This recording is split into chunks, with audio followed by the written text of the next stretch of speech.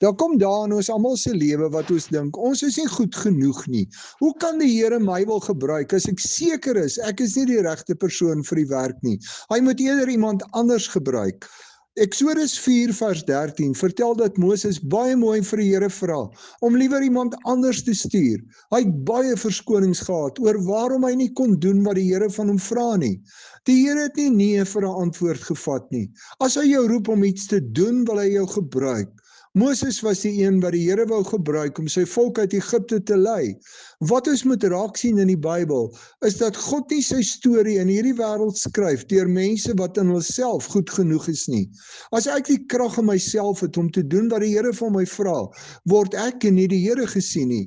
Daarom is ons op 'n baie goeie plek as ons weet, ons kan dit nie doen nie, want dan het ons God se krag nodig om dit te doen.